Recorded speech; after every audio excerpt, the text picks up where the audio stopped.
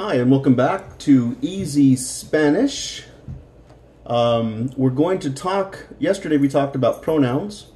Today we're going to be talking about the verb to be. This can be a little bit confusing for English speakers because we use to be, the verb to be, we only have one in actuality. But in Spanish, the verb to be is divided into two parts. We have something very similar with to do and to make. In Spanish, there's only one piece to that, one verb, but we divide it into two. And so the Spanish speakers, they also have this separation of the verb to be.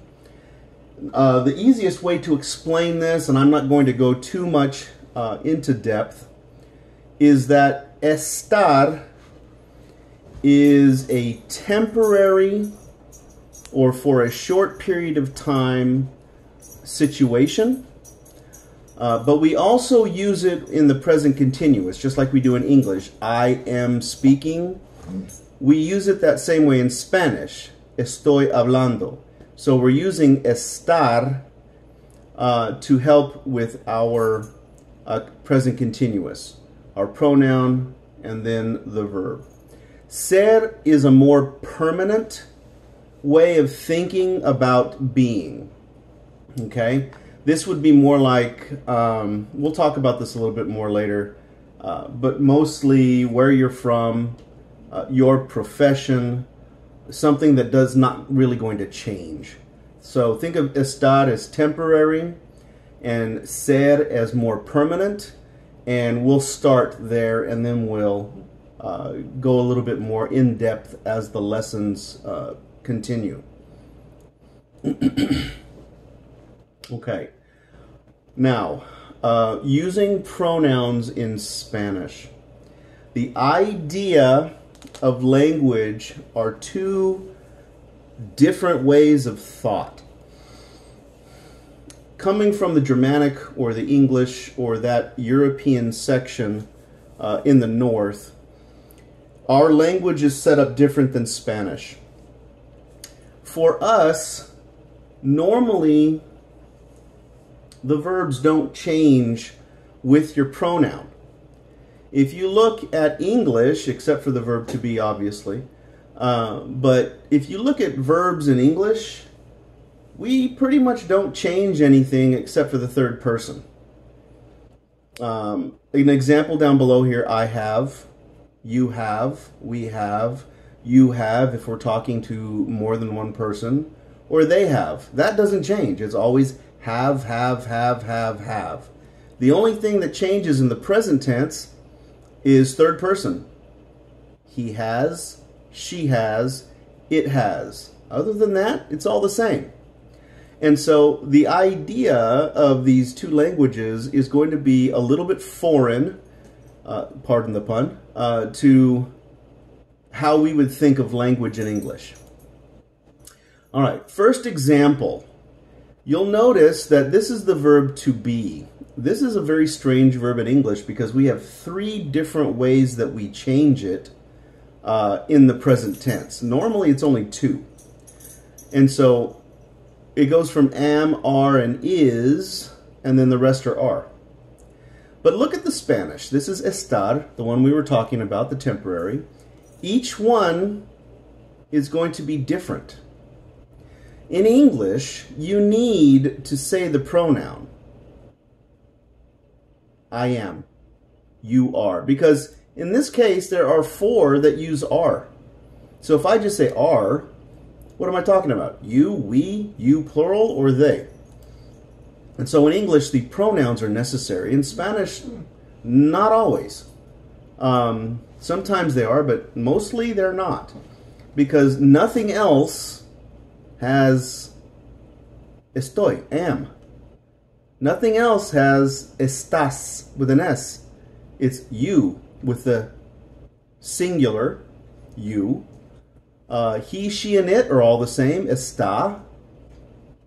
And then we is going to use estamos.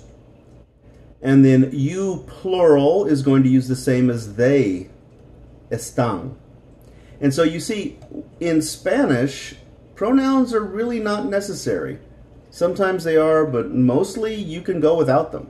Same thing with this verb, this half of to be. Soy, eres, él es, he is, ella es, she is, eso es, it is, somos, we are, ustedes son, you are, plural, ellos son, they are, plural. And so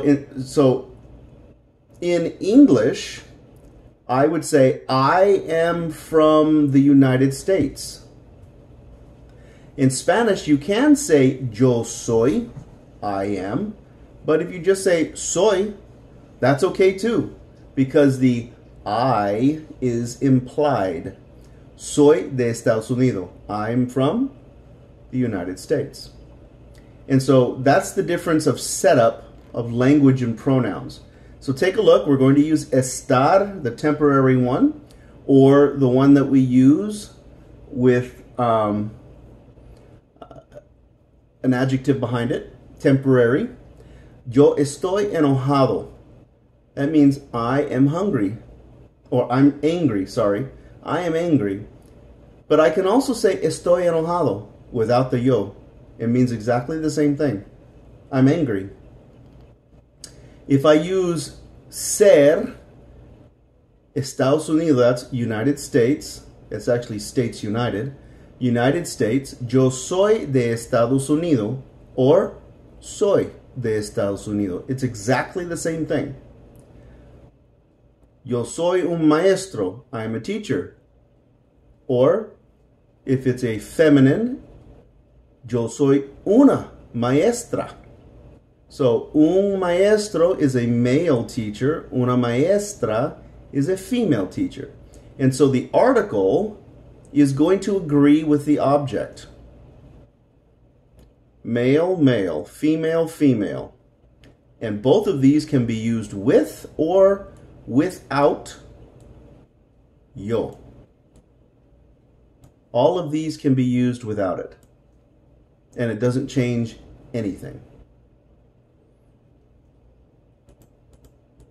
Okay, so I always tell my students that vocabulary in English is difficult to learn because there are so many silent letters, so many rules, so many exceptions to the rules. But the verbs in English are easy because if you learn one, like back here, you learn 5. Or in past tense, except for to be, if you learn 1, you learn 6. Same thing with future. If you learn 1, you learn 6. In Spanish, the verbs are more difficult because each one has its own conjugation. And so instead of learning 1 in English or 2 or 3 in English, you're learning 6 each time. Each verb has 6 conjugations in each tense. And if you go to Spain, there's a 7th. So that's the idea and some of the differences between English and Spanish. Okay. The key is memorization. I cannot stress that enough. Memorize, memorize, memorize, and practice, practice, practice. You have to hear yourself, you have to hear others speaking that language so that your ear can be developed, as well as your eyes, and as well as your mouth, and as well as thinking. So you have to do all of those. We get into writing later, but writing is one of the most difficult things to do. All right, so the Spanish language is organized differently, spelled that incorrectly, when it comes to words. Every word in Spanish is assigned a masculine or feminine gender. In English, the words are generic. If I say tree, it's just a tree. But in Spanish, if I say tree, el árbol, it's masculine. If I say cow in English, it's implied feminine, but it's actually assigned, la vaca, in Spanish, it's actually assigned a feminine gender. Now, as a general rule, if it ends with an O, it's masculine. If it ends with an A, it's feminine. Now, that's a general rule. Obviously, there are exceptions to that, like the word water, el agua, right? So it's a masculine word, but it ends with an A. So there are exceptions to this. Words ending in E can be either one, masculine or feminine. So we have to memorize, memorize, memorize. Okay? Just like we used on the other page, maestro, ending in O, is a male teacher. Maestra is a female teacher, because it ends with an A. Last bit of this masculine and feminine. The is generic in English. The tree, the car, the soda, the computer. The is everything. In Spanish, it is separated into masculine and feminine. El for a masculine word, la for a feminine word. Just like this page where I said una, which is a feminine, and which is a masculine. So everything is masculine and feminine.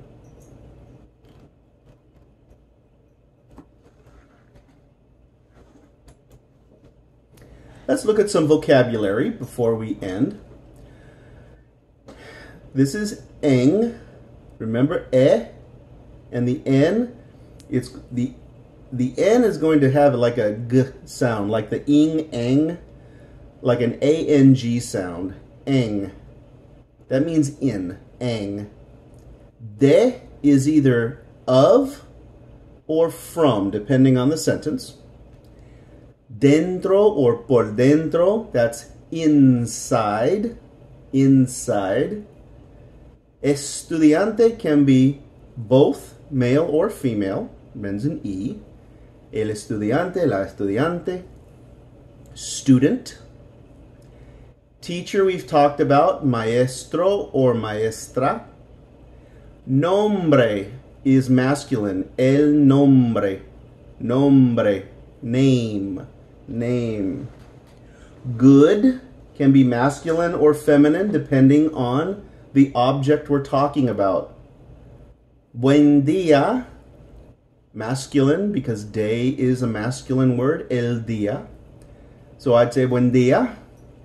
Or if it's nighttime, noche, la noche, buenas noches. Okay, so it would be a female word in that case. New, masculine, feminine, nuevo, nueva. Nuevo, nueva. And then my, a possessive, is me. En, de, dentro or por dentro. Estudiante, maestro, maestra, nombre, bueno, buena, nuevo, nueva, me. So if I was to say my toy in Spanish, mi juguete. Mi juguete. Okay, number 9, classmates. There are two ways that are most commonly said. Amigos, which are friends. Amigos en clase, or de mi clase. Or compañeros, companions of my class. My class companions. So, amigos en clase or compañeros de clase. The, we have el and la, male, female. And the numbers, 0, 1, 2, 3, 4, 5, 6, 7, 8, 9, 10. One more time. 0, 1, 2, 3, 4, 5, 6, 7, 8, 9, 10. Okay, we're going to stop there today. And remember to watch it multiple times so that you can practice, practice, practice. Thanks for joining me.